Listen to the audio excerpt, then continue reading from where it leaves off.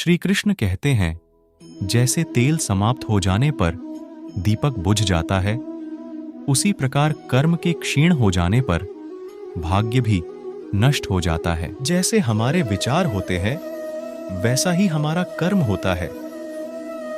अगर दूसरों के बारे में हमारे विचार अच्छे होते हैं, तो हमारे लिए भी लोग अच्छा ही सोचते हैं। पुराने समय की बात है। एक दिन राजा अपने हाथी पर बैठकर अपने मंत्री के साथ राज्य का भ्रमण कर रहे थे। राजा घूमते घूमते एक दुकान के आगे आकर रुक जाते हैं। राजा रुकने के बाद अपने मंत्री से कहते हैं कि पता नहीं, पर क्यों मुझे ऐसा विचार आ रहा है कि मैं इस दुकानदार को फांसी की सजा दे दूं। मंत्री सोचने लगा कि राजा ऐसा क्यों बोल रहे हैं, लेकिन मंत्री राजा से पूछे कि आपने ऐसा क्यों कहा। उससे पहले ही वे थोड़ा आगे बढ़ चुके थे। मंत्री ने उस दिन राजा से कुछ भी नहीं पूछा, लेकिन अगले दिन भी मंत्री के दिमाग में बार बार वो बात आ रही थी कि राजा ने उस दुकानदार के बारे में ऐसा क्यों कहा। मंत्री से अब रहा नहीं गया। मंत्री ने भेष बदल लिया और वो आम जनता के भेष में उस दुकान पर पहुंच गया। उस दुकान पर पहुंचने के बाद मंत्री ने देखा कि दुकानदार चंदन की लकड़ी बेचता है। मंत्री ने उस दुकानदार से पूछा कि तुम्हारा धंधा कैसा चल रहा है। दुकानदार ने कहा कि क्या बताऊं मैं आपको, आजकल तो बहुत बुरे हाल हैं। लोग आते हैं, चंदन को देखते हैं और चले जाते हैं, लेकिन कोई भी खरीदता नहीं है। मैं तो सिर्फ इस इंतजार में बैठा हूं कि कब हमारे राज्य के राजा का मृत्यु हो।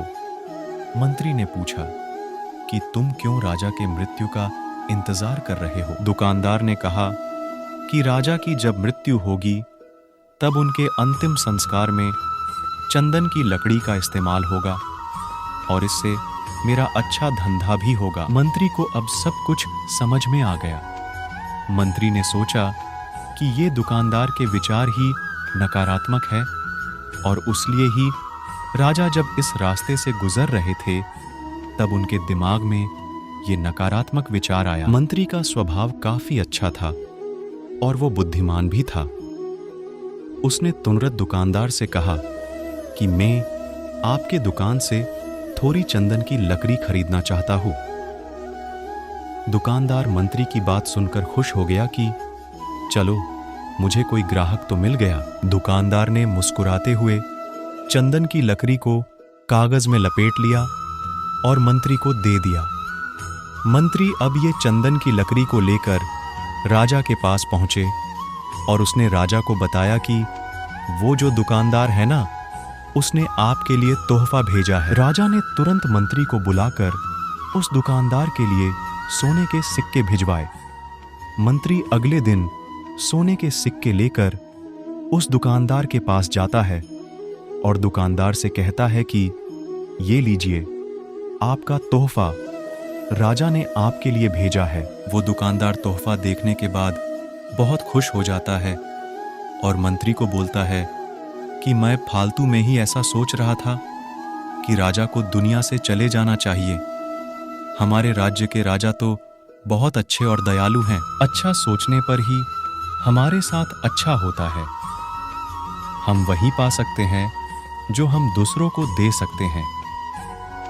जैसे हमारे विचार होते हैं, वैसा ही हमारा कर्म होता है। राजा चंदन की लकड़ी देखकर बहुत खुश हो जाते हैं।